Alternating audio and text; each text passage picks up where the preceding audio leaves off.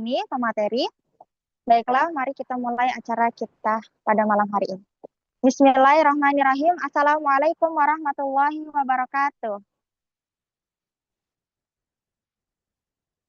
Alhamdulillahirrabbilalamin. Segala puji bagi Allah Subhanahu wa Ta'ala yang telah melimpahkan nikmat iman, Islam, kesehatan, serta kesempatan kepada kita, sehingga pada malam hari ini kita dapat berkumpul bersama dalam acara webinar parenting dengan tema "Semua Anak Punya Cara Untuk Hebat".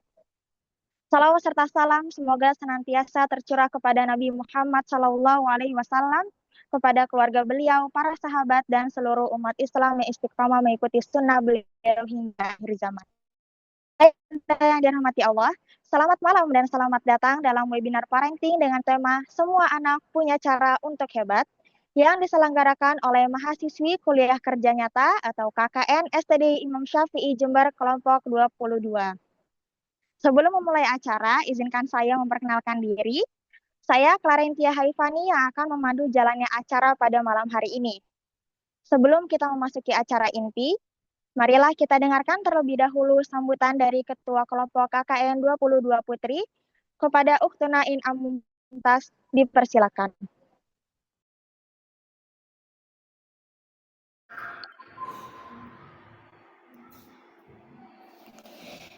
Bismillahirrahmanirrahim. Assalamualaikum warahmatullahi wabarakatuh.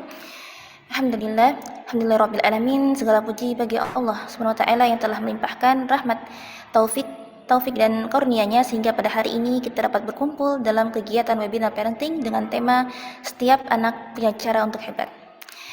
Selawat serta salam semoga senantiasa tercurahkan kepada Nabi kita Muhammad SAW, para keluarganya, para sahabat, dan para pengikutnya hingga akhir zaman.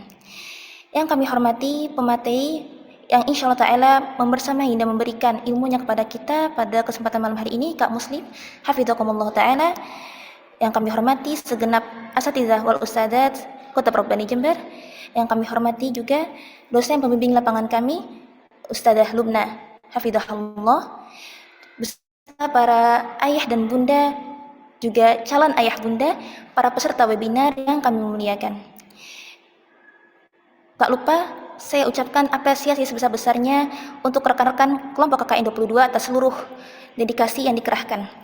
Perkenalkan, saya Ina Amumtaz selaku Ketua Kelompok KKN 22 STDI Imam Syafi'i Jember. Pertama-tama saya mengucapkan selamat datang dan terima kasih kepada seluruh peserta yang telah meluangkan waktu untuk hadir pada malam hari ini. Semoga kehadiran kita pada majelis ilmu ini menjadi langkah yang Allah berkahi dan menjadi sebab bertambahnya ilmu yang bermanfaat dalam mendampingi amanah terbesar kita, yaitu mendidik generasi Rabbani.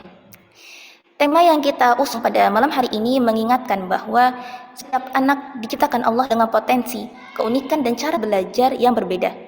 Tugas kita sebagai orang tua dan pendidik bukanlah menjadikan mereka sama, melainkan mengenali, membimbing, dan mengembangkan potensi terbaik yang Allah titipkan pada masing-masing anak.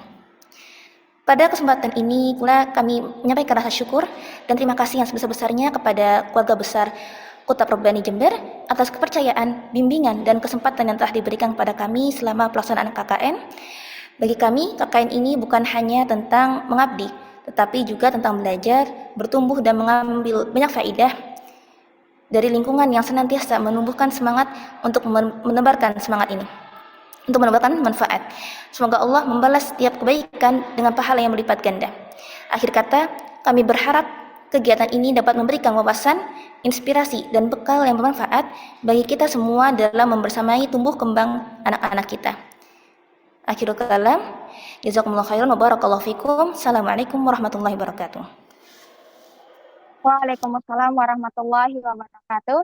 Jazakillah khairan kepada Ukhtuna In Amumtaz atas sambutan yang telah disampaikan. Ayah bahagia, anak adalah amanah sekaligus anugerah dari Allah Subhanahu wa Ta'ala. Setiap anak diciptakan dengan karakter, kemampuan, dan potensi yang berbeda-beda. Namun, tidak sedikit orang tua yang tanpa sadar membandingkan anak dengan orang lain atau menetapkan standar keberhasilan yang sama pada setiap anak. Melalui webinar ini, kita akan belajar bersama bagaimana mengenali keunikan setiap anak, memahami potensi yang Allah titipkan kepada mereka, serta mendampingi proses tumbuh kembangnya dengan penuh kasih sayang dan berdasarkan nilai-nilai Islam. Semoga kegiatan ini dapat menjadi bekal bagi kita semua dalam membersamai anak-anak agar tumbuh menjadi pribadi yang soleh, percaya diri, dan berkembang sesuai dengan potensi terbaiknya. Kami juga mengucapkan terima kasih kepada ayah bunda dan para calon orang tua yang telah meluangkan waktu untuk hadir dan mengikuti kegiatan ini. Semoga Allah Subhanahu wa Ta'ala memberikan keberkahan atas setiap langkah kita dalam menuntut ilmu. Selanjutnya, izinkan saya membacakan profil singkat pemateri kita pada kesempatan kali ini. Pemateri kita malam hari ini adalah Al-Ustadz Muhammad Suhandi Safitra SPDI atau yang lebih akrab disapa dengan Kak Muslim. Beliau merupakan alumni Mahat Ali Al-Irsyad Tangerang, kemudian beliau melanjutkan jenjang pendidikan strata 1 di Universitas Muhammadiyah Surakarta, program studi pendidikan Islam. Beliau memiliki pengalaman yang panjang di dunia pendidikan, di antaranya pernah menjadi guru sekolah dasar Islam, kepala sekolah, serta memimpin berbagai lembaga pendidikan Islam. Saat ini, beliau aktif sebagai Kepala Rumah Cinta Quran yang terletak di Bekasi. Selain berkecimpung di dunia pendidikan, beliau juga aktif sebagai motivator anak dan pemuda, mengisi berbagai kajian di sekolah-sekolah Islam, serta berdakwah melalui berbagai fokus pada pendidikan dan parenting Islami. Semoga Allah Subhanahu wa Ta'ala senantiasa menjaga, memberkahi ilmu, serta memberikan keberkahan dalam dakwah beliau. Alhamdulillah, telah bersama dengan kita pada malam hari ini pemateri kita yaitu Kak Muslim. Mari kita sapa terlebih dahulu. Assalamualaikum Kak Muslim. Waalaikumsalam warahmatullahi wabarakatuh. Ya, Kak. Masya Allah, bagaimana kabarnya pada malam hari ini Kak? Alhamdulillah khair, Masya Allah. Tayyib, insyaAllah barakallahu fikum jami'an. Alhamdulillah, wafikum barakallah. Alhamdulillah, semoga Kak Muslim senantiasa diberi kesehatan dan keberkahan oleh Allah Subhanahu wa Ta'ala dan selalu menjaga Kak Muslim serta keluarga dimanapun berada. Tanpa berlama-lama lagi, marilah kita memasuki acara inti yaitu penyampaian materi webinar parenting dengan tema Semua Anak Punya Cara Untuk Hebat. Kepada Kak Muslim, kami persilakan.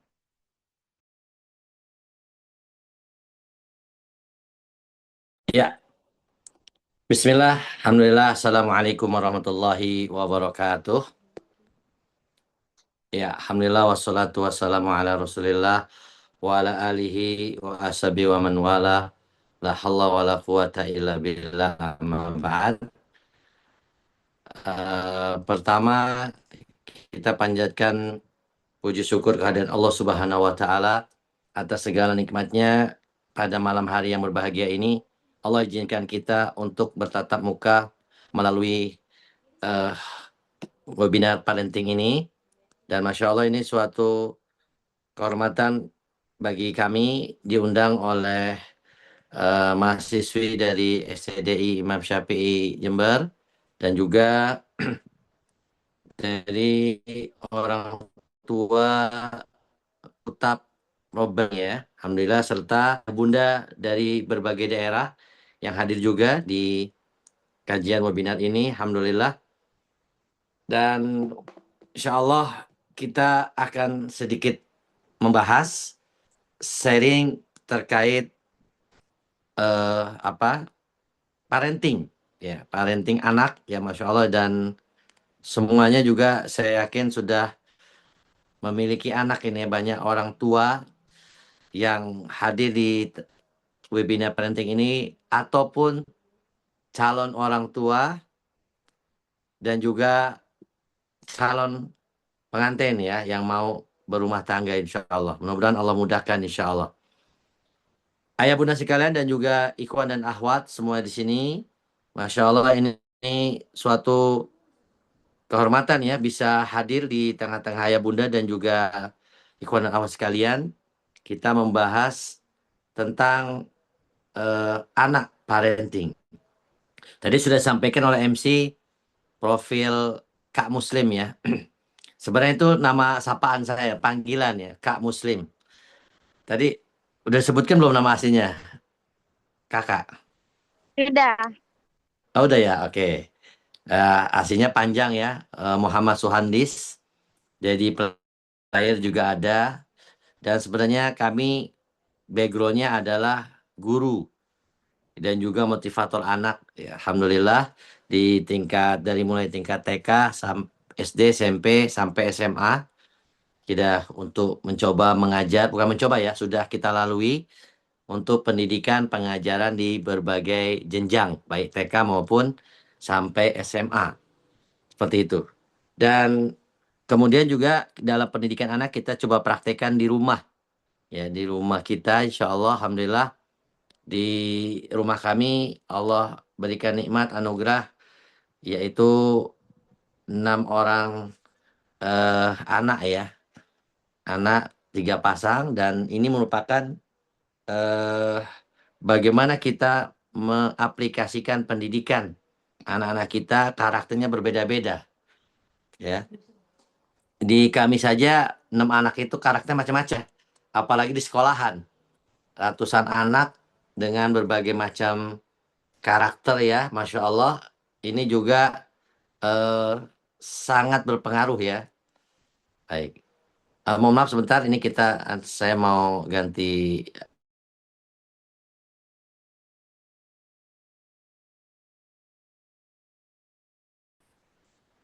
Baik.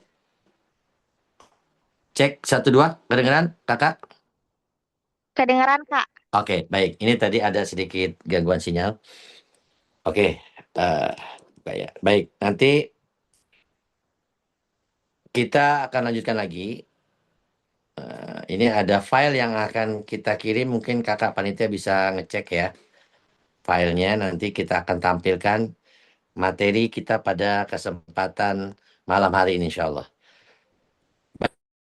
Nah, tadi saya lanjutkan, karena itu Masya Allah ya, banyak ya, macam-macam. 6 anak, 6 karakter. Apalagi kalau kita di sekolah, satu kelas itu bisa 20, 30, bahkan 40 ada berbagai macam karakter. Dan ini berpengaruh ya kepada pola pendekatan, pendidikan, dan juga pola pengasuhan serta pengajaran. Lalu bagaimana? Apa yang kita lakukan ketika anak memiliki karakter yang berbeda-beda ya, Masya Allah. Tentunya kita sebagai orang tua saat ini harus belajar, yaitu belajar bagaimana cara mengajar, belajar bagaimana cara mendidik, dan tidak bisa disamakan pola pendidikan zaman dulu dengan zaman sekarang. Sekarang generasi Gen Z, bahkan generasi Alpha ya, udah lebih muda lagi. Ada lagi sebelumnya mungkin ayah bunda generasinya generasi milenial. Mungkin kalau saya udah masuk generasi kolonial ya. Sudah lewat sebelum milenial. Itu kolonial ya.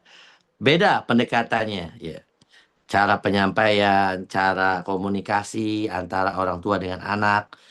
Zaman dulu dengan zaman sekarang. Nah, kita sebagai orang tua perlu belajar perkembangan pola asuh pendidikan sekarang. Ya. Mohon maaf sebentar.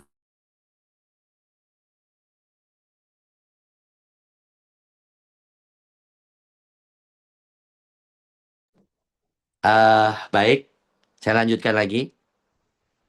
Kita harus belajar bagaimana menjadi orang tua dan menjadi guru. Kemudian ada juga yang penting adalah bagaimana kita mempelajari parenting Nabi Shallallahu Alaihi Wasallam ya. Sebenarnya kalau kita ingin belajar lebih dalam itu banyak cara yang sudah Nabi ajarkan dan praktekkan dalam pola pendidikan anak.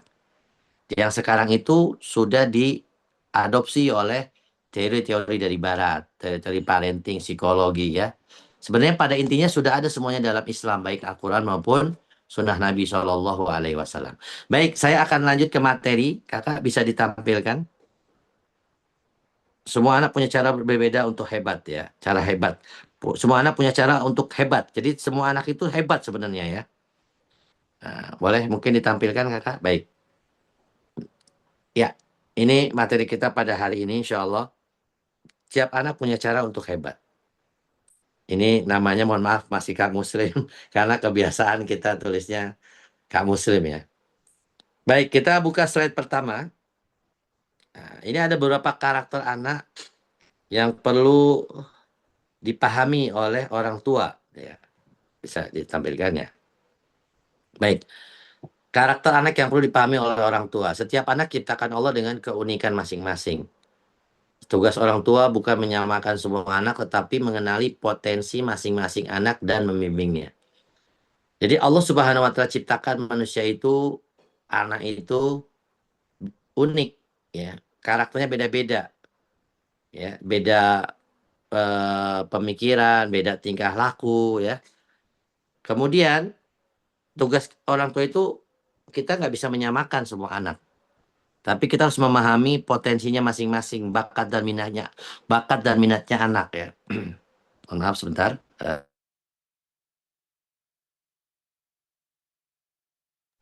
Baik. Jadi kita harus memahami bakat dan minat anak ya. Nah ini, menggali potensi dan membimbingnya.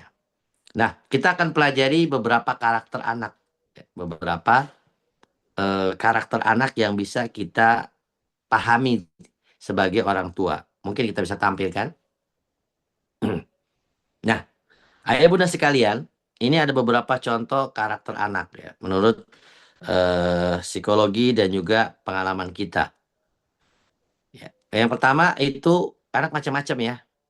Ada anak yang aktif, ya, kinestetik dan itu senang bergerak, mencoba hal baru, belajar sambil praktek. Ini aktif banget, ya, seperti itu. Ya, ini kadang-kadang orang tua, nih anak sih bergerak terus nih, susah diatur gitu ya, susah dikendalikan. Nah, padahal memang anak ini aktif dia, bergerak terus, apalagi di usia-usia TK, ya, SD, kelas 1, kelas 2. Ini kadang-kadang beberapa orang tua atau guru melihat ini anak susah diatur, anak nakal ya. Padahal memang seperti itu karakternya. Secara umum pun anak-anak itu bergerak, ya, aktif karena masih fitrahnya bermain mereka. Apalagi anak TK maupun SD kelas awal. Masya Allah. Nah, kemudian yang kedua, ada juga karakter anak yang agak tenang, ya. Tenang, slow, suka mengamati, berpikir sebelum bertindak, diam, ya. Kadang-kadang juga kalau pas saya kajian tuh, musim kajian, ini anak diam aja, kayak cuek gitu. Tapi dengerin dan menghafal apa yang disampaikan oleh guru dan orang tuanya. Lebih tenang ini. Biasanya anak-anak perempuan, akhwat ya, relatif lebih tenang. Seperti itu. Tapi juga kita harus cari tahu nih anak tenangnya memang karakternya atau memang lagi ada masalah. Misalkan dia lagi sedih, dia lapar, atau lagi ada masalah. Kita harus cari tahu itu. Selanjutnya, ada juga anak yang sosial, ekstrovert ya, suka berteman. Ya, senang berbicara dan bekerja sama. Gaul lah bahasa kita ya. Ini karakter anak juga macam-macam. Ini bagus ya, dia bisa sehingga nanti kita bisa melihat, menggali potensi anak tersebut. Sejauh mana ini anak bisa kita gali potensinya. Karena memiliki karakter ekstrovert, ya, mudah berteman, senang berbicara, dan bekerja sama. Selanjutnya kita lihat. Ada anak pemalu, introvert. Ya, nyaman dalam kelompok kecil, mampu fokus dan mendalam. Jadi dia ini introvert, nggak mudah bergaul, malu. Ya, kadang-kadang orang tua nggak bisa memaksakan, nih kamu, ayo dong, maju dong, gitu kan, tampil. Ya aku bunda, aku nggak enak, aku malu gitu ya. Ya nggak apa-apa, karena mungkin karakternya begitu. Nah, tinggal kita mengarahkan. Ya. Nah, baik. Selanjutnya, anak yang kreatif. Ya, anak yang kreatif perlu imajinasi ya. Senang membuat sesuatu. Ya, kreatif. Ada anak-anak tuh sukanya ngotak-atik mainan, puzzle. Ada seorang anak ya, saya perhatikan, dia kreatif nih. Dia minta beliin layangan sama orang tuanya. Layangannya mahal gitu, 50.000. Ya, orang tuanya bingung, ini ngapain beli layangan mahal-mahal? Ya, jadi akhirnya apa? Setelah dibeli layangan itu, si anak merhatikan bagaimana cara membuatnya, bahannya. Akhirnya dibuat sendiri. Dia buat, kemudian dia jual sama temennya. Nah ini bakatnya itu, ternyata kreativitasnya tinggi. Sehingga dia sambil bermain, sambil jual layangan. Itu diantara kreativitas anak. Senang membuat sesuatu. Sampai akhirnya jadi, itu anak SD, usia kelas, kita kelas 4 kelas 5. Kreativitasnya mulai tumbuh. Ada juga anak yang teliti, rapi, menyukai aturan dan detail. Nah, ini juga kita perlu perhatikan karakternya. Selanjutnya, Kak. Nah, bismillah. Karena anak berbeda-beda, maka Allah tidak membebani seseorang kecuali sesuai dengan kesanggupannya. La yukallifullahu nafsan illa wus'aha. Surah Al-Baqarah 286. Jadi masing-masing sesuai kemampuan, sesuai potensi yang ada. Ini diantara dalil ayat mengatakan bahwa Allah itu sudah tahu takarannya hambanya. Jadi Allah tidak membebani seseorang kecuali sesuai dengan kesanggupannya. Allah saja subhanahu wa ta'ala tidak membebankan hambanya di luar kesanggupannya. Dan Allah maha tahu itu tentang hambanya. La yukallifullahu nafsan illa usaha. Jadi kita juga sebagai orang tua tidak boleh memaksakan anak di luar kemampuannya. Apalagi belum saatnya. Kadang-kadang orang tua itu pengen buru-buru anaknya bisa ini, bisa itu. Semuanya dikuasai. Padahal orang tuanya belum tentu bisa ini, bisa itu gitu ya. Dan juga anak-anak masih kecil. Anak kelas 1, kelas 2. Ayo hafalkan 30 juz atau juz 30. Ya orang tuanya juz 30 belum khatam gitu kan. Ini sesuatu yang kontradiktif. Ini perlu jangan membebankan anak terlalu berlebihan. Baik, selanjutnya. Kita lihat setiap anak memiliki kecerdasan yang berbeda. Ah ini. Ini menurut teori psikologi. Ya, kecerdasan itu macam-macam. Jadi itu hebat sebenarnya. Ada beberapa kecerdasan yang berbeda-beda dari setiap anak. Ada yang linguistik, ya, pandai berbicara, bisa menulis, membaca. Kita harus tahu potensinya. Ini hebat ya. Mungkin dia nggak bisa ngomong, ya, tapi bisa nulis, gitu ya. Atau sebaliknya, dia bisa nulis, dia bisa berbicara, tapi nggak bisa nulis. Atau ada anak yang pandai menulis, tapi tidak pandai berbicara. Ya, tergantung. Kayak gitu. Jadi ada misalkan anak yang dia sulit mengungkapkan sesuatu secara lisan, tapi dia ungkapkan secara tulisan. Ada seperti itu. Dia hebat. Dia bisa nulis ya. Saya juga sering ngetes tuh anak-anak di kajian. Ada yang mencatat rapi gitu ya. Tapi dia nggak berani ngomong gitu. Ada juga yang berani ngomong tapi nggak nyatet-nyatet gitu. Dia mau didengerin, dihafal. Jadi macam-macam eh, kecerdasannya. Kemudian ada juga logika matematika. Dia sedang berhitung, problem solving, memecahkan masalah. Ini juga penting. Anak dilatih supaya dia jadi hebat, dia bisa memecahkan masalah. Kita kasih satu studi kasus, kemudian kita cari solusinya. Kita tawarkan ke anak bagaimana solusinya. Ini problem solving. Ada lagi anak yang visual, pandai menggambar, visual spesial ya, mendesain, memahami bentuk, ini penting. Ada lagi anak yang belajar melakukan gerakan, olahraga, praktek, menyukai alam, dan bergaul sebagainya. Ini diantara kecerdasan. Bisa dilihat ya di slide-nya. Kita selanjutnya, Kak. Ya, baik. Nah, jadi anak hebat itu siapa sih? Menurut psikolog ini, ya, anak-anak hebat itu adalah anak yang berkembang secara utuh. Menurut psikologi ya. Yaitu semua anak tuh hebat sebenarnya ya. Sehingga ini menurut psikolog itu ada beberapa karakter ya. Memiliki karakter yang baik, ya, mampu mengendalikan emosinya, stabil. Ya. Ini secara teori psikologi. Mampu belajar dari kesalahan, dia bisa empati, dia percaya diri, kemudian dia bertanggung jawab, mampu bekerja sama, terus bertumbuh sesuai potensinya. Ini anak yang hebat. Tapi mungkin tidak semua anak memiliki ciri-ciri seperti ini, gitu ya. Ada anak yang belum bisa mengendalikan emosinya, apalagi di usia-usia remaja. Ini ayah bunda sekalian, ini usia rawan ya, remaja ini. Itu sekitar usia SMP, SMA. Ini ibarat saya sering mengatakan anak remaja itu di persimpangan jalan. Dia bingung mau kemana. Oleh karena itu orang tua, guru, pendidik perlu mengarahkan. Ya, dia lagi goncang emosinya.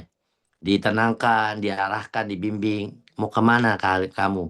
masa depannya. Ini penting karena kalau dia tidak melewati masa transisi remaja ini dengan baik, nanti ketika masa usia dewasanya dia salah jalan, naudzubillah.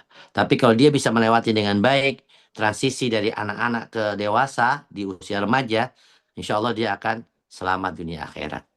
Dan banyak para sahabat dibimbing oleh Rasulullah SAW di usia-usia remaja atau usia-usia mulai balik.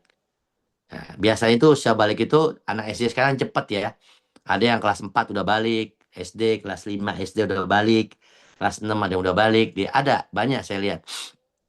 Nah, mungkin juga para guru, para ustadz perlu juga nih ya memberikan pemahaman tentang balik kepada anak-anaknya yang mau balik.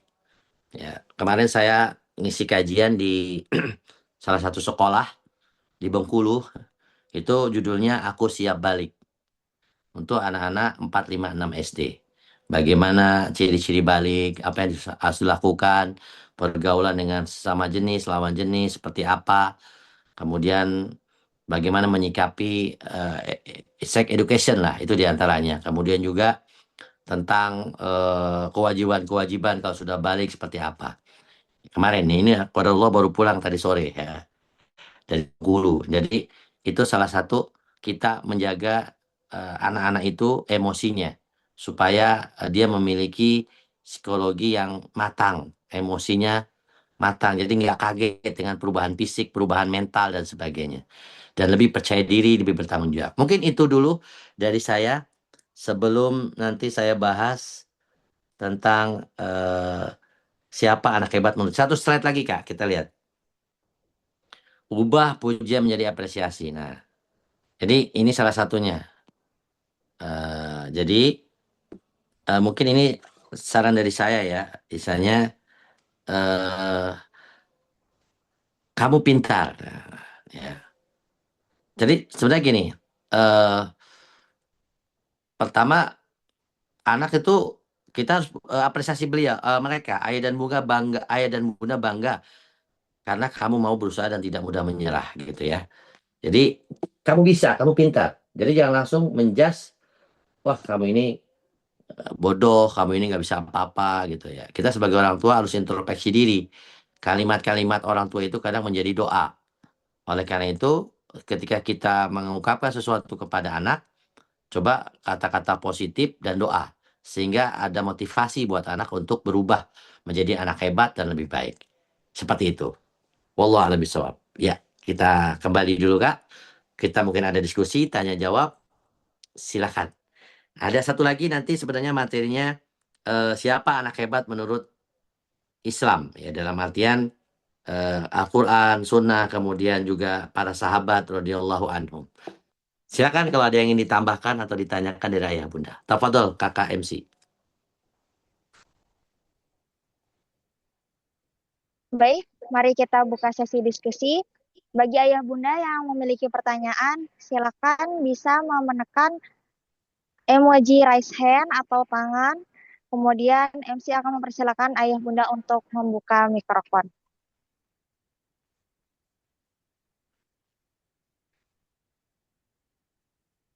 Baik, untuk atas nama Mafaza, dipersilakan untuk membuka mikrofonnya. Bismillah, Assalamualaikum. Waalaikumsalam warahmatullahi wabarakatuh. Izin menanyakan, Ustadz, tadi disampaikan bahwasanya ketika anak kelas 1, kan orang tua tidak boleh menekan untuk menghafalkan, misalkan ayo hafalkan juz 30 seperti itu, karena orang tua sendiri belum tentu hafal.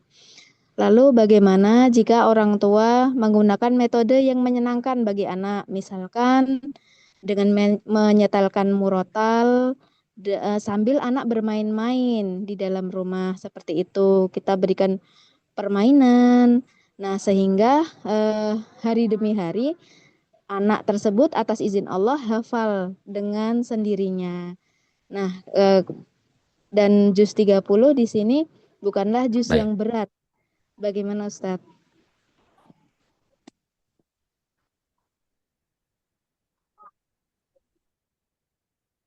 Ya, alhamdulillah, masya Allah ini sharing masukan ya. Tadi bagaimana mengajarkan Al-Quran pada anak di usia dini. Bukan berarti kita tidak boleh mengajarkan di anak usia dini ya kelas 1. Tadi jangan terlalu dibebankan ya. Buatlah pelajaran diniyah wabil khusus Al-Quran itu menyenangkan dan bermanfaat buat anak-anak. Karena pengalaman ada anak-anak yang dipaksa ya, mohon maaf ini untuk belajar Quran, padahal dia belum siap ya, atau belum mampu sehingga ketika usia remaja dia bosen, dia jenuh, atau dia akhirnya lari, naudzubillah. Tidak ada rasa cinta kepada Al-Quran. Jadi mungkin di usia-usia dini ini tumbuhkan rasa cinta kepada Al-Quran. Ya mungkin tadi salah satunya tadi yang Bunda sampaikan mendengarkan murotal gitu ya. Ketika dia lagi di rumah dan tapi juga kalau bisa memang kalau memang belajar Quran itu benar-benar serius belajar. Misalkan dalam sehari itu ada momen, ada sesi serius sama orang tuanya belajar, ngajarin. Ya mungkin nggak lama 15 menit sampai 30 menit, tapi rutin. Ya, ngajarin baca Iqra, Al-Fatihah gitu. Selebihnya mungkin dia mendengarkan lantunan Al-Quran. Jadi ada sesi dia benar-benar serius, fokus belajar Al-Quran. Seperti itu. Karena Al-Quran ini adalah kalamullah, perkataan yang mulia. Dan juga ada pengalaman dari teman saya punya kawan, eh, dia ini anaknya lumpuh ketika baru lahir. Orang Bandung ya. Lumpuh dan dokter memprediksi nggak lama meninggal. Tapi kalau Allah selamat. Lumpuh otak dan fisik. Ya. Saya lupa nama anaknya ini. Dia hafid Quran ternyata. Ternyata di usia 7 tahun hafal 30 juz. Subhanallah. Kenapa? Orang tuanya sejak kecil memperdengarkan Al-Quran. Ya, di usia 3 tahun dipanggil guru ngaji. 4 tahun, maaf. 4 tahun. Panggil guru ngaji, kemudian diajarin setiap hari. Dan kaget ketika usia 7 tahun atau 6 tahun sekitar itu, guru ngajinya bilang, ini anaknya sudah hafal 30 juz. Kaget orang tuanya. Masya Allah. Saya lupa namanya ini, orang Bandung. Dia waktu itu hafid cilik Indonesia ya. Pernah tampil di salah satu televisi. Nah, orang tuanya Masya Allah dia memperdengarkan Al-Quran kepada anaknya ini dan ini menjadi obat ya. Karena Allah berfirman, A'udzubillahi minasyaitonirrajim, wa nunazzilu minal Qur'ani ma huwa syifaa'un wa rahmatul lil mu'minin.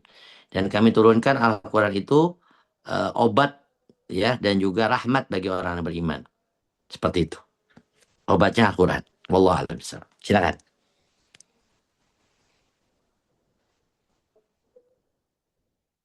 Monggo, silakan. Baik, Masya Allah. Mafaza, apakah sudah terjawab pertanyaannya? Alhamdulillah sudah, terima kasih Ustadz. Baik, Alhamdulillah, jazakumullah khairan. Kami lanjutkan sesi diskusinya. Bagi para ayah bunda yang memiliki pertanyaan, dipersilakan untuk menekan tombol raise hand atau angkat tangan.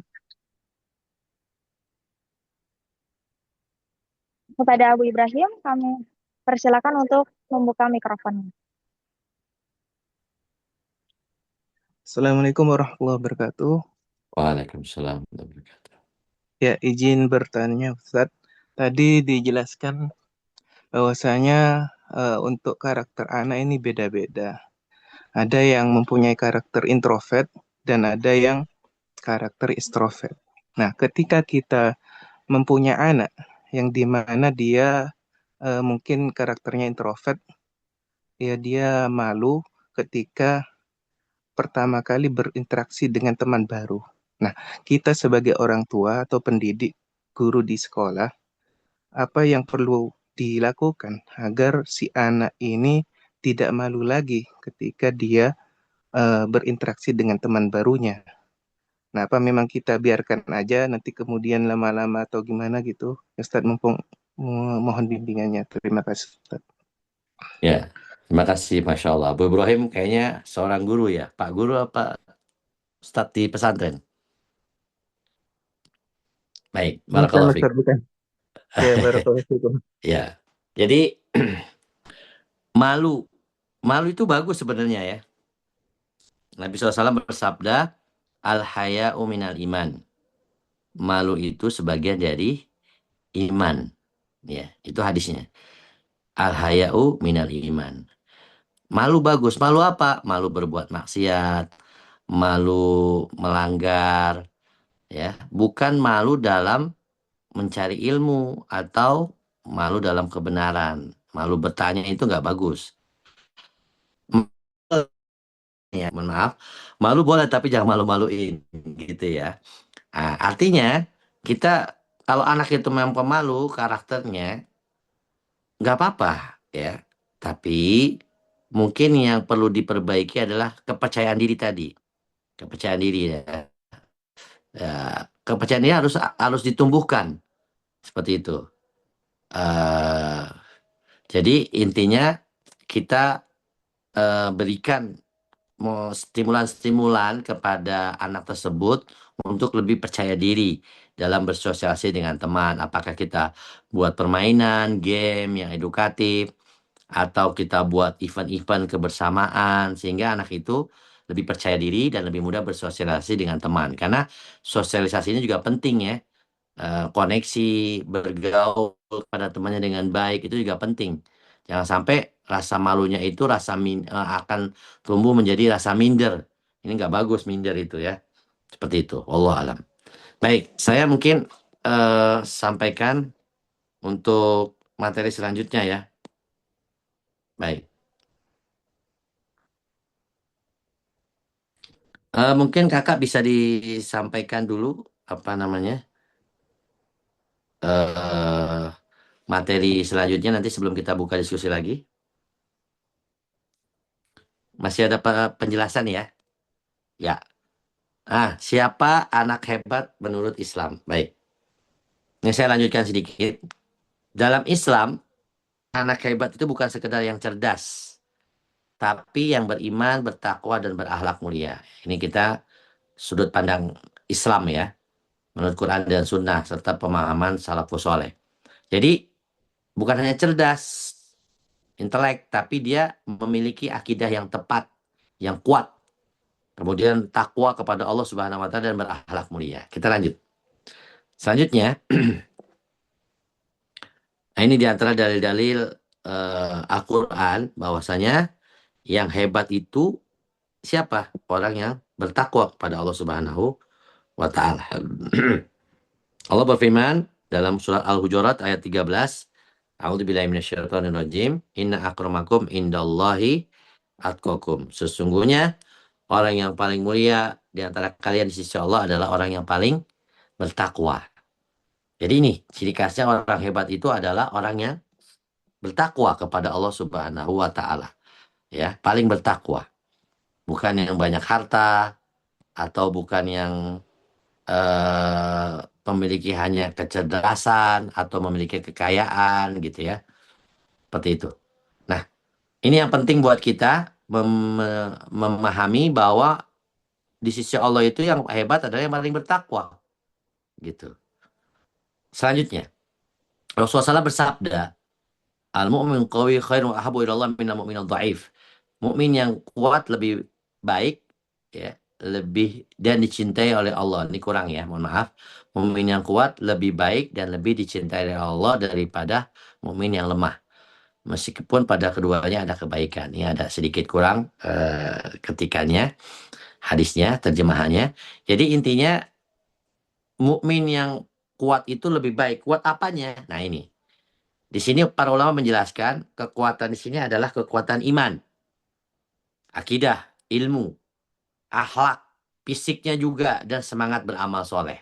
Ini menurut para ulama. Jadi yang kuat itu adalah iman, intelektualnya, dan akhlaknya. Fisiknya termasuk. Jadi berbagai aspek. Ini yang dicintai oleh Allah Subhanahu wa taala daripada mukmin yang lemah. Ya, seperti itu. Tapi keduanya memiliki kebaikan. Di sini Rasulullah SAW mengatakan keduanya memiliki kebaikan. Jadi kadang-kadang ada mukmin yang lemah, tapi ada sisi baiknya. Kayak gitu. Baik, selanjutnya. Nah, ciri-ciri anak hebat menurut Islam ya. Artinya para ulama mengatakan dia akidahnya kuat. Ini yang penting ya. Anak-anak hebat tuh dia akidahnya kuat, dia yakin sama Allah, kemudian dia tidak mudah putus asa, mentalnya ini. Mentalitas ini ya, ini harus kita didik ayah bunda sekalian. Karena sekarang, mohon maaf ya, anak-anak sekarang tuh rata-rata ya, atau sebagian lah ya, bukan rata-rata, sebagian tuh mentalitasnya lemah, ya, mudah putus asa, kemudian juga apa, takut, khawatir ya. Nah, kita harus tanamkan akidah, tauhid dulu nih. Yang pertama, tauhid. Kita tanamkan tauhid kepada Allah Subhanahu wa taala supaya nanti dia memiliki bekal di ketika menghadapi masalah kehidupan. Ini jadi tanamkan tauhid kepada Allah Subhanahu wa taala. Yang kedua, kita juga ajarkan anak hebat itu berbakti kepada orang tua. Ciri-ciri anak hebat itu dia birrul walidain. Dia peduli kepada apa namanya? Kepada orang tuanya gitu ya. Nah, jadi anak hebat itu dia berbakti kepada orang tuanya. Ada anak-anak yang dia intelek sampai kuliah atau punya harta, tapi orang tuanya dicuekin. Durhaka, naudzubillah. Ini banyak seperti ini. Kita lihat, kita dengar. Kemudian ciri anak hebat itu, jadi jangan sampai anak itu durhaka. Jadi kita harus mencetak anak ini birrul walidain. Yang ketiga, ciri anak hebat itu dia menjaga sholat. Nah ini sholat itu penting ya. Jadi anak itu sholat 5 waktu saja berjamaah. Ya, berjamaah itu Masya Allah itu zaman sekarang ya. Mungkin bangunin subuh itu susah ya. Iya gak ayah bunda? Susah apa sulit? Bangunin anak subuh sholat jemaah aja Masya Allah itu. Atau kadang-kadang anak pesantren sendiri kalau pas liburan di rumah susah bangunnya ya. Suruh sholat berjamaah susah. Nah, gitu ya. Nah, jadi itu di antara ciri-ciri anak hebat itu dia menjaga sholatnya. Kemudian akhlaknya mulia. Berakhlak baik, tutur katanya. Itu anak hebat. Ada lagi dia ciri-cirinya rajin menuntut ilmu. Kemudian jujur dan amanah menurut Islam. Dan tentunya bermanfaat bagi orang lain. Jadi kehebatannya itu bermanfaat bagi orang lain. Jangan malah membahayakan orang lain. Ya, kita lihat lagi Kak selanjutnya. Saya persingkat aja karena waktunya terbatas. Contoh anak-anak yang hebat dari sahabat Nabi radhiyallahu anhum ya. Pertama Abdullah bin Abbas. Nah, kita lihat. Kalau kita bicara contoh teladan anak-anak yang hebatnya Abdullah bin Abbas radhiyallahu anhu. Ini anak muda. Masih muda tapi sudah menjadi ulama. Ya.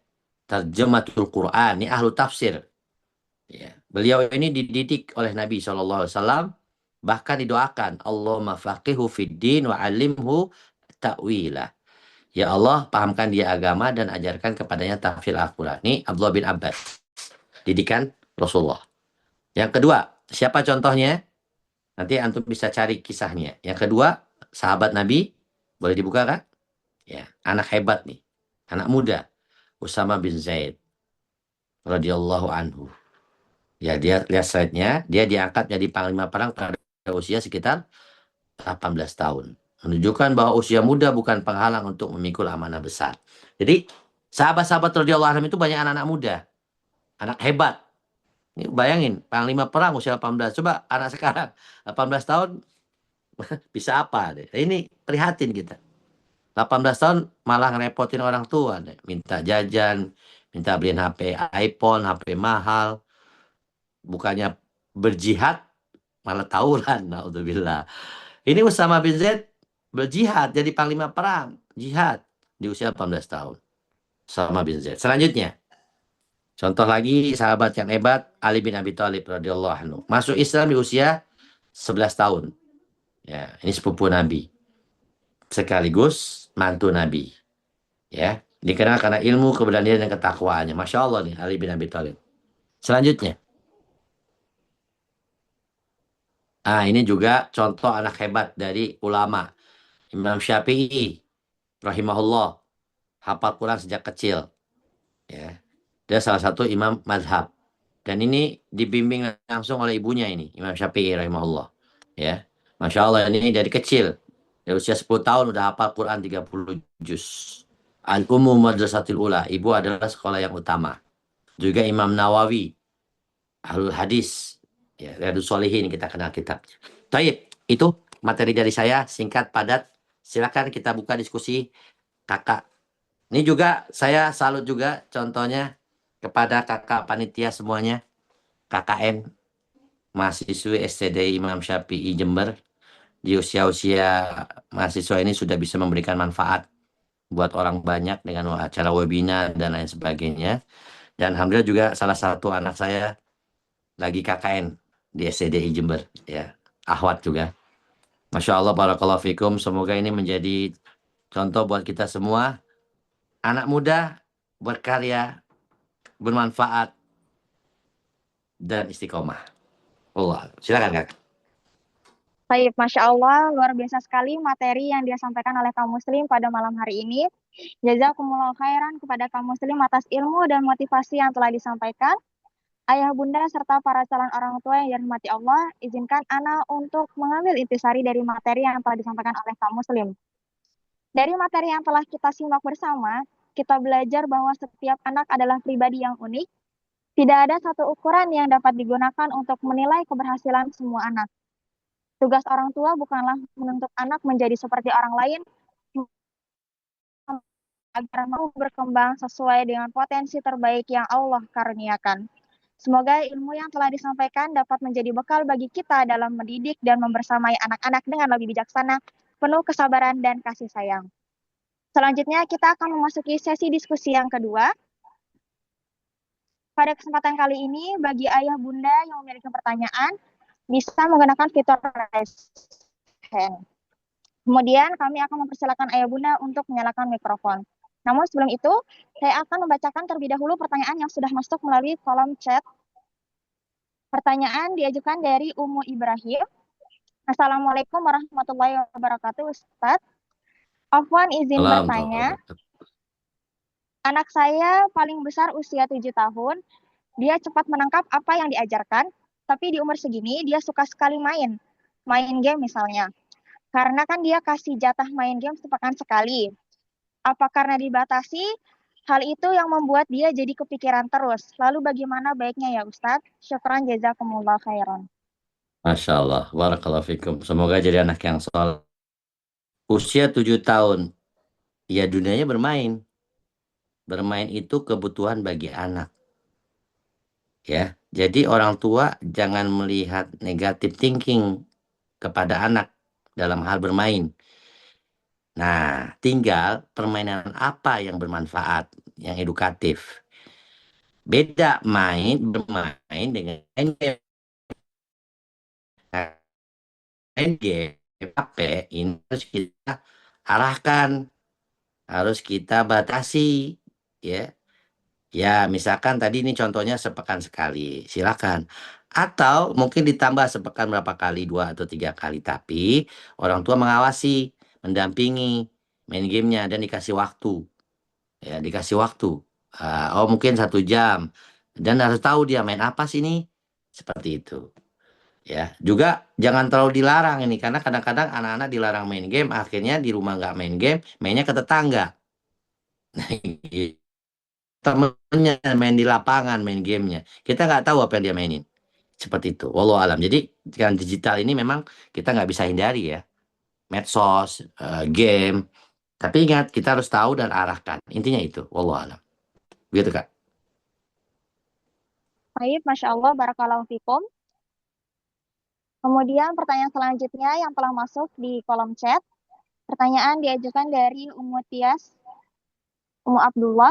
Pertanyaannya yaitu, di tengah pesatnya perkembangan AI, digitalisasi, dan persaingan global, bagaimana seharusnya orang tua menentukan prioritas pendidikan? Apakah fokus utama tetap pada pembentukan ketakwaan atau harus seimbang dengan penguasaan ilmu pengetahuan dan teknologi? Bagaimana bentuk keseimbangan yang diajarkan Islam? Iya, di tengah digitalisasi ini, fokus utama adalah tauhid, akidah, dan ketakwaan. Jadi, itu yang harus dilebihkan dari segalanya. Ya, harus dikuatkan, bukan seimbang, tapi dikuatkan tauhidnya supaya dia punya bekal dalam menghadapi persaingan global, digitalisasi, AI. Coba bayangin, Sekarang kan, masya Allah nih AI nih. Artinya semua orang bisa mencari apa aja gitu di internet. Ngomong agama apa aja, bahkan ada sekarang istilah apa ya Kak? Ustazah AI ya. Itu yang apa istilahnya Kak? Siapa namanya itu? Ustazah Hajar apa ya? Iya Kak ya. KMC. Nah, itu Iya, Ustadz. itu kita nyangkanya awalnya ustazah beneran, nggak taunya AI ya. Betul nggak? Nah, ini kan kalau Iya, orang betul, nggak, Ustadz. iya, kalau orang nggak punya basic tauhid, ilmu agama di ketakwaan yang tepat, yang kuat, maka akan terpengaruh dengan informasi itu. Dia akan ngomong sembarangan dan itu bahaya gitu. Kalau nggak dilandasi dengan ketakwaan. Jadi intinya kita belajar tauhid dan ketakwaan dulu. Kalau ilmu pengetahuan, teknologi itu gampang dipelajari, ya. Nggak usah pakai guru, cari internet bisa dibuka. Google, tanya ChatGPT langsung. Set, hitungan detik, hitungan menit keluar. Tapi kalau belajar tauhid, agama, Islam, harus ada gurunya. Harus ada ustadznya yang membimbing supaya nggak keliru. Wallahu alam. Seperti itu, Kak. Seperti mahasiswa STDI. Wah, Masya Allah nih. Jauh-jauh belajar sama para doktor di STDI. Dan saya kenal beberapa dosen-dosennya di STDI yang kompeten di bidang ilmunya dan juga ketakwaannya serta keimanannya. Masya Allah. Ini bagus, belajar langsung sama gurunya. Walaupun online, tapi langsung seperti ini. Enggak ChatGPT, AI, Google. Waduh, jadi kacau balau nanti anaknya itu. Karena nggak punya tauhid yang kuat. Allah. Baik, Ya. Masya Allah, Barakallahu Fikum. Kami masih membuka sesi diskusi bagi ayah bunda yang masih memiliki pertanyaan. Kami persilakan untuk menekan fitur raise hand atau mengajukan pertanyaannya melalui kolom chat.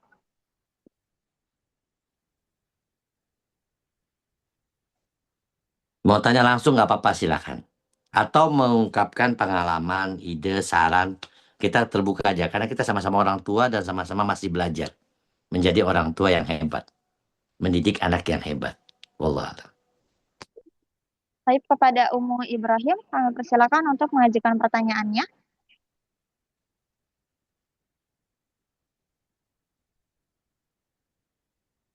Kayaknya ada yang angkat tangan tadi itu. Siapa ya? Silakan. Baik, kepada Uma Novianti, kami persilakan untuk mengajukan pertanyaannya.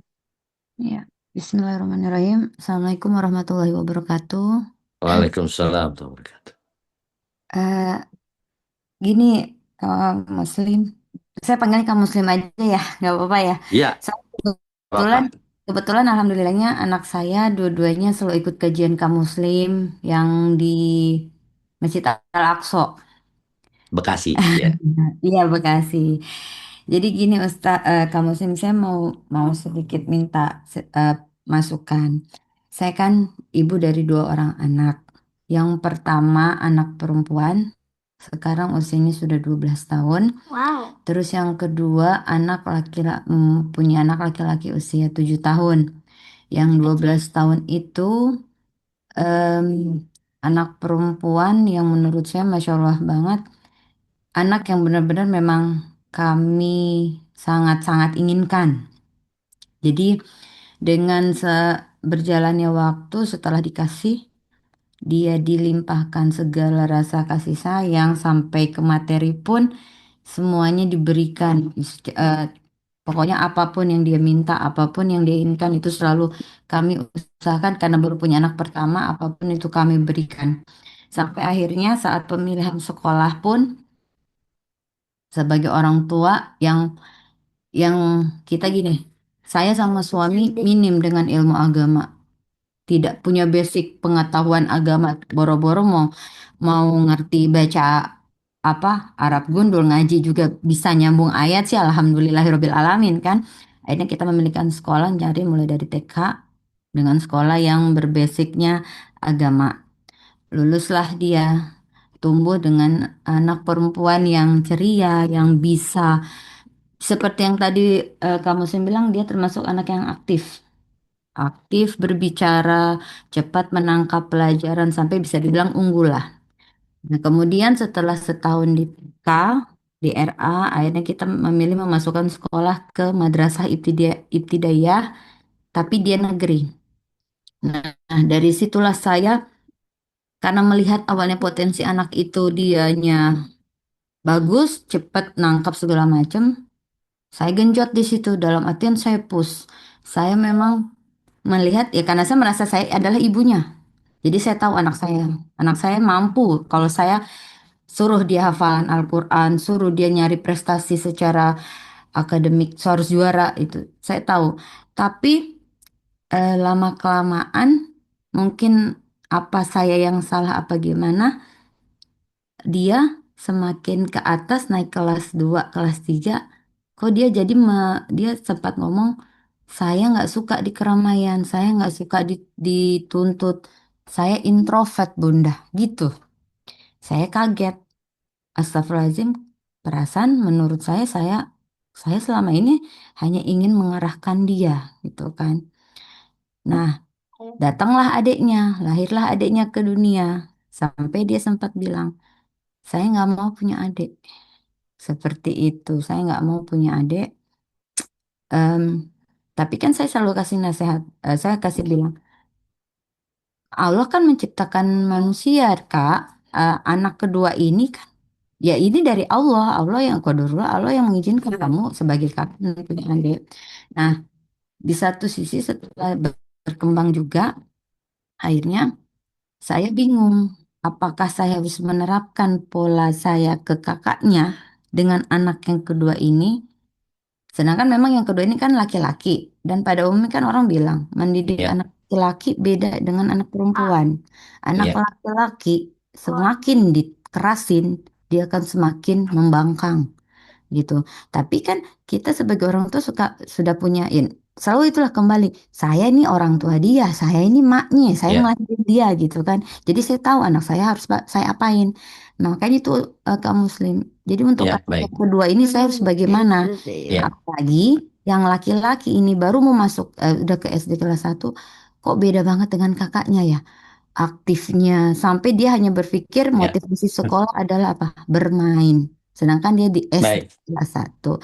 Mohon arahan masukannya Kak Muslim. Jadi saya harus Oke, bagaimana gitu. Apalagi menghadapi anak yang beda jenis kelamin, ya, beda karakter kayak gitu. Cukup itu aja Kak Muslim. baik. Makasih banyak. Assalamualaikum Baik. warahmatullahi Waalaikumsalam wabarakatuh. warahmatullahi wabarakatuh. Barakallahu fikum, Bunda. Baik. Anak pertama memang biasanya full apa namanya? Kasih sayang dan perhatiannya. Itu suatu yang wajar. Ya, apalagi perempuan. Saya juga anak pertama perempuan. Tapi kita harus objektif dan adil. Nah, adil, kuncinya adil. Apa tuh adil? Wadhu syai' fi makanihi. Kita adil kepada anak-anak kita, yaitu menempatkan sesuatu pada tempatnya, sesuai porsinya. Ya, dalam pendidikan itu harus adil, sesuai porsinya. Adil ini bukan sama rata. Itu dalam konsep Islam, adil, wadhu syai' fi makanihi, menempatkan sesuatu pada tempatnya, sesuai porsinya masing-masing, sesuai dengan gayanya masing-masing, baik anak laki maupun anak perempuan. Ya, bukan sama rata. Bisa jadi perhatian anak yang kedua berkurang, tapi sesuai dengan porsinya, kayak gitu. Jadi intinya itu dari saya. eh, Terus untuk anak yang manja tadi, terlanjur manja, kita didik kedewasaan, kemandirian. Belum terlambat, masih usia 12 tahun, masih bisa kita arahkan untuk lebih mandiri, tidak manja, dan lebih sayang kepada adiknya. Dibuat kegiatan-kegiatan yang kebersamaan bersama keluarga, quality time, sayang kepada adiknya. Wallahu a'lam. Begitu. Baik, Masya Allah, Barakallahu Fikum. Kita beralih ke pertanyaan selanjutnya yang sudah masuk melalui kolom chat. Pertanyaan dari username atas nama Mushroom. Bagaimana cara membuat anak fokus murojaah? Anak saya perempuan usia 9 tahun. Dulu dia sangat semangat, tapi sekarang sudah mulai menurun fokusnya. Selalu main-main saat murojaah, sehingga turun prestasinya. Mohon bimbingannya Kak Muslim. Jazakumullah Barakallahu fikum. khairan. Ya, wa yakum. Anak perempuan itu biasanya lebih cepat menghafal ya. Lebih cepat menghafal secara pengalaman dibanding anak laki-laki. Hafalannya lebih cepat. Nah, kenapa dia turun di usia 9 tahun? Nah, mungkin dia sudah mulai balik. Ya, biasanya kalau anak yang baru awal pubertas itu banyak gejolak. banyak hambatan ya, diteliti lagi. Atau mungkin yang kedua, dia eh, dialihkan dengan yang lain, ada HP atau ada teman baru kayak gitu sehingga dia nggak fokus untuk menghafal. Atau mungkin yang ketiga, dia memang terkesan main-main, tapi dia menghafal tetap. Gitu kan saya bilang tadi, ada anak yang kayaknya santai, nggak perhatian, tapi nangkep. Nah, tinggal nanti kita ngecek aja, evaluasi aja. Nih dia masih kuat ke hafalannya gitu ya. Kita evaluasi. Dan ingat, ini kalau ngajarin Al-Quran juga menyenangkan buat anak-anak. Jangan terlalu memberatkan. Bertahap, bertahap ya. Toh kita juga bertahap kan belajar Al-Quran. Nggak langsung bisa, langsung hafal 30 juz. Anak-anak juga gitu ya. Dan kalau turun ya wajar lah. Kadang-kadang turun, kadang-kadang itu mah jangan turunnya jangan terlalu turun banget gitu. Wallah alam. Demikian. Baik, Masya Allah, Barakallahu Fikum. Semoga jawaban dari kaum muslim bisa menjawab pertanyaan dari atas nama username Mastrom ya. Kita beralih ke pertanyaan selanjutnya, pertanyaan dari Umu Ibrahim. Ustadz Afwan izin bertanya lagi, bagaimana mengajarkan anak agar mereka tidak merasa beban dalam belajar? Dan saya sebagai ibunya bisa diluaskan kesabarannya. Barakallahu fikum. Amin. Banyak doa ya. Robbana afrik alaina sabron wastabit aqdamana wansurna alal qawmil kafirin. Ya Allah, berikanlah kesabaran kepada kami dan teguhkanlah pendirian kami. Yang kedua, tadi ini pertanyaan tadi di ini nih, di mana di cetek ya Kak ya? Iya, dari kolom chat. Yang siapa tadi yang tanya? Ibu Umu Salma. Ibrahim. Oh ini ya. Bagian diluaskan sabar. Ya, doa juga. Robi habli minas solihin. Robbana hablana min azwajina wa dzurriyyatina qurrata a'yun waj'alna muttaqina imama. Itu doa. Yang kedua, setelah kita berdoa, kita juga harus sering-sering sharing sama bunda-bunda yang lain atau orang tua lain. Bagaimana sih kita ngeliat, kita main ke rumahnya, kita diskusi. Gimana sih cara didik anak biar sabar gitu kan? Nah, kita juga harus ngeliat yang ke bawah nih, yang lebih susah dari kita. Undur ilaman huwa asfala minkum wa la tandur ilaman huwa fauqakum. Kata Nabi SAW, lihatlah yang di bawah kalian, jangan lihat yang di atas. Mungkin ada orang yang punya anak banyak, hidupnya sederhana, apa adanya, tapi dia lebih sabar dalam mendidik anak. Dan anaknya sukses. Saya punya teman, anaknya 4, bapaknya bapaknya itu tunanetra tapi bisa ngelihat hanya beberapa meter. Ibunya sama sekali nggak bisa ngelihat tunanetra. Anaknya 4, anak pertama bisa kuliah di UI. Yang 3 sekolah Islam dan pesantren. Kok bisa? Rumahnya masih ngontrak, Masya Allah. Dan dia nggak punya pembantu, yang masak ibunya. Bayangin, nyuci, masak, semuanya kerjaan rumah ibunya. Ibunya nggak bisa melihat. Kok bisa? Saya juga nggak masuk akal. Tapi bisa. Sabar, sabar. Ya kita lebih baik mana? Gitu. Rezekinya bapaknya tukang urut.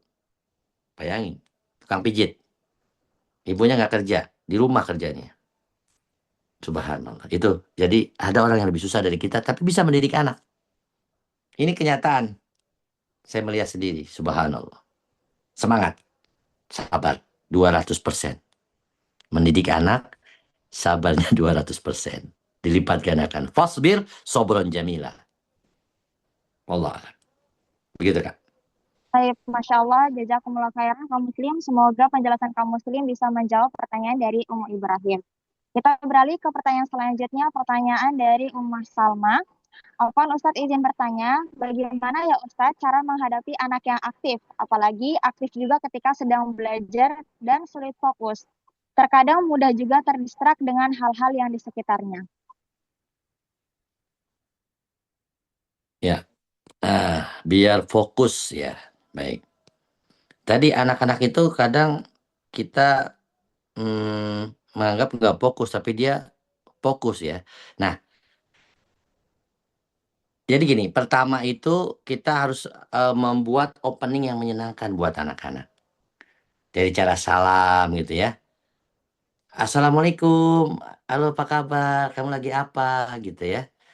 Kemudian yang kedua kalau anak aktif ini kita ikut aktif. Misalkan anak lagi main bola, ya mungkin kita main bola dulu. Atau anak perempuan lagi main masak-masakan, kita lihat kamu masak apa. Boleh nggak Abi cobain jadi jurinya? Wah enak ya masakannya. Baru kita alihkan pelan-pelan. Ya, bentuk belajar. Dan belajar ini juga nggak mesti harus duduk manis gitu. Enggak. Jadi ini juga mindset belajar itu harus kita rubah. Ya. Yang namanya belajar itu tidak mesti duduk manis depan kelas, depan kursi, enggak. Learning by doing kalau bahasa kerennya ya. Tapi sebenarnya itu ada sunnah Nabi. Coba lihat. Saya tanya, Rasulullah itu ngajarin sholat kepada sahabat gimana? Kakak MC yang jawab. Gimana Rasulullah ngajarin sholat sama para sahabat? Gimana Kak? Dipraktikan, Ustadz. Hadisnya gimana? Solu. Kalau kamar aitumuni usalli. Nah, lihat. Sholatlah kalian seperti kalian melihat aku sholat. Artinya ini pembelajaran bukan? Pembelajaran. Rasulullah SAW itu mempraktekkan gini loh, dia ikut sholat berjamaah. Rasulullah SAW kemudian kalau lagi safar diajarin sholatnya jamak kosor, kayak gitu. Lagi hujan, sholat minta hujan istisqa, ya kan? Jadi itu learning by doing. Pelajaran juga ketika Rasulullah SAW sedang berjalan dengan para sahabat melihat daging bangkai kambing. Mau nggak kalian nih gratis daging bangkai kambing? Wah kata sahabat, waduh, udahnya matanya pice. Bangke, nggak mau, gratis juga nggak mau kita. Apa kata Nabi SAW? Dunia lebih hina di sisi Allah daripada daging bangkai kambing tersebut. Pembelajaran bukan? Pembelajaran. Satu lagi, belajar. Nih, jadi nggak mesti duduk manis. Enggak, dikit-dikit aja. Contoh, ketika ada anak kecil makan dengan tangan kiri, ngacak ngambilnya. Apa kata Nabi SAW? Ya gulam, samillah, wa kul biyaminik, wa kul mimma yalik. Wahai anak, makanlah dengan baca bismillah, dengan tangan kanan, dan makan yang dekat dengan kamu. Artinya, Rasulullah SAW memanfaatkan momentum lagi makan untuk ngajarin adab makan. Simple, langsung praktek. Ya. Fokus gak nih anak? Nggak fokus lagi ngambil ngacak-ngacak begitu. Tapi langsung jebret kasih pelajaran. Dan ini bukan buat anak tersebut juga, tapi untuk semua sahabat yang lain yang ada pada saat itu. Dan juga kaum muslimin sekarang jadi pelajaran, yaitu adab makan. Wallahualam. Baik, Masya Allah, jazakumullah khairan kepada kaum muslim. Semoga penjelasan dari kaum muslim bisa menjawab pertanyaan dari umat Salimah. Berlanjut ke pertanyaan selanjutnya dari Tias Umu Abdullah. Ustadz izin meminta nasihat, bagaimana menanamkan kepada anak bahwa belajar adalah bentuk ibadah dan amanah, sehingga anak tetap semangat dan tidak mudah putus asa. Nasihatin terus. Watawassaw bil haqqi watawassaw bis sabar. Jangan bosan untuk nasihatin. Kita aja butuh nasihat setiap saat, ya enggak? Apalagi anak kita. Terus nasihatin, ingatkan, itu ibadah ya. Kemudian kita hubungkan juga, korelasikan antara belajar dengan ibadah. Ya, dan juga ikut merasakan anak bahwa belajar itu menyenangkan. Jangan jadi beban. Ya. Saya punya teman dosen UI bilang ini mahasiswanya ketika mulai kuliah UI loh ya. Bukan UI-nya ya maksud saya, tapi mahasiswa ya. Ketika secara umum ini dosen di sana secara umum bagus ya kampusnya Masya Allah. Tapi ada beberapa mahasiswa walaupun di kampus lain itu menurun semangat belajarnya. Kenapa? Karena jenuh. Belajar terlalu lama yang membosankan menurut dosen tersebut. Nah, artinya kita mungkin dari kecil ini jangan terlalu dipaksa ya, tapi bertahap dan menyenangkan belajar itu. Sehingga anak itu terus istiqomah, semangat belajar. Dan yang penting juga ketika belajar itu yang faedah.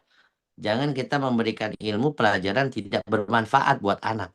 Ya, ngapal ini, ngapal itu, begini, begitu, nggak ada manfaatnya. Coba yang bermanfaat. Ya, boleh belajar umum, tapi ada manfaatnya di dunia dan di akhirat. Wallah. Begitu. Baik, Masya Allah, Barakallahu Fikum, Jazakumullah khairan, kaum muslim. Alhamdulillah, kita masih memiliki sisa waktu untuk diskusi. Bagaimana kaum muslim, apakah kita lanjut diskusi atau kita cukupkan saja? Silakan, terserah kakak MC. Baik, bagi ayah bunda yang masih memiliki pertanyaan atau ingin diskusi dan hal lain sebagainya, silakan mengajukan pertanyaan melalui kolom chat atau bisa ditanyakan langsung dengan menekan tombol raise hand.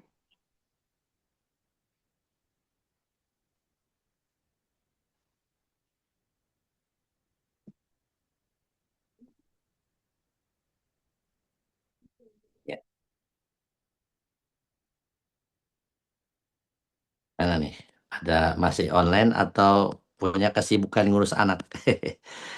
Mungkin yang dari Kota Probani ada yang ingin komentar, tambahkan atau tanyakan? Kota Probani ya, di Jember ya Kak? Iya, betul, Ustaz. Masya Allah. Jawa Timur. Saya Jawa Barat. Baik, Masya Allah. Sepertinya sudah cukup sesi diskusi kita kali ini. Mungkin dari kaum muslim bisa memberikan closing statement sebelum kita tutup sesi diskusinya. Baik. Masih ada ya. Baik, masih ada, Alhamdulillah. Pertanyaan dari Uma Novianti.